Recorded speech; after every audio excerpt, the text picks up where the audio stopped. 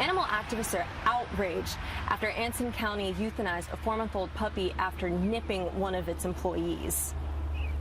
With the PGA Championship around the corner, Glen Eagles Road will only be open to shuttles and Uber drivers. This has other car services frustrated because of how it will affect their businesses. For Spectrum News in Charlotte, I'm Caitlin Oliver. Thousands of people are going to be coming to this golf course in the next week, and more people means more traffic, which is why city officials are taking action. ICE agents came to this community near Archdale Drive last week, and residents are now living in fear of being detained. Some have actually left the complex altogether. 2 women were willing to talk to us off camera about what they saw. The new superintendent had already planned to make a culinary manager position before hiring his chief of staff's husband. 7 years ago, it was announced that Charlotte would be hosting the PGA Championship. The director has been living here for the last 2 years and says that 2 weeks out, there is still plenty of work to be done. A rally is being held in Uptown tonight in favor of building an MLS stadium. Marcus Smith, CEO of the Speedway, is asking both the county and the city for $40 million each to build the stadium here. Those against building the stadium say that money could better be put towards parks and greenways. So we have the money to do those bonds and finish those greenways, but instead, soccer has jumped ahead. Past meetings have been delayed because MLS would prefer to meet in private, but city and county officials believe these meetings should be made public. For Spectrum News in Charlotte, I'm Caitlin Oliver. 7 years of planning, finishing in just a few days. This is a full-blown construction site at this point. Officials have had an office on site since September 2015 to be ready for the surge of vendors. Got hundreds of service providers here just making sure that we're ready to go when the gates open on August 7th. One of those providers is Zippy Ice. Thousands of fans will need truckloads of ice to keep cool during the hot August weeks. We expect to put about 70 freezers that you'll see in front of a convenience store, and we'll have 6 tractor trailers on site. And that's just for opening day.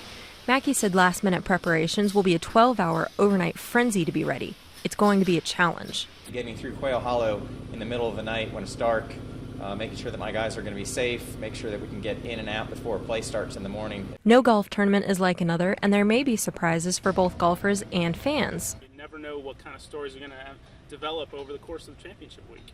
Officials say the biggest story for them is the record level of support they've received. Tournament preparation is a win for them. We barely made it out. Donations are pouring in. A whole bunch of stuff.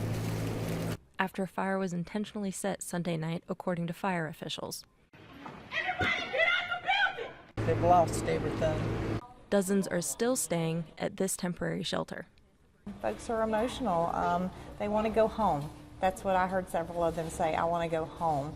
So the Charlotte community is coming together. We're here to lend a helping hand and just help the families recover from something like that, So that they can start that recovery of going back to a normal life, and that's our ultimate goal.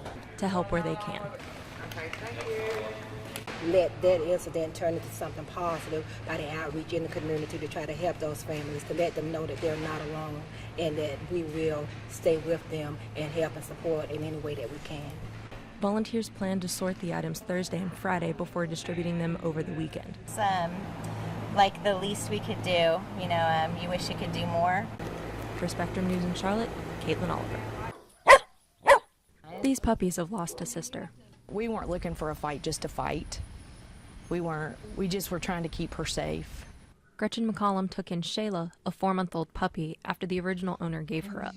She said Shayla was deemed vicious after allegedly biting a shelter employee and euthanized less than a week later. Completely unnecessary and could have 100% ended in a different way. This was not a nip. This was a significant bite. It was an aggressive bite. There are different stories over what happened, but McCollum insists it wasn't Shayla. Despite the negative test results, Anson County Attorney Scott Forbes still stands by the decision. It's a tough decision, and it was not one taken lightly. Anson County Shelter and county employees have received death wishes and death threats. The shelter was closed today because of those threats. And bombardment of emails, text messages, and Facebook postings and things of that nature. Forbes said the severity of the bite and potential for an outbreak caused officials to expedite the decision. These people acted with the sole responsibility of trying to protect the community. And whether you disagree with that opinion or not, safety was upheld. There's got to be some change that the people that are in control, the officials that are in control of making the decisions about animals, have to have compassion towards these animals.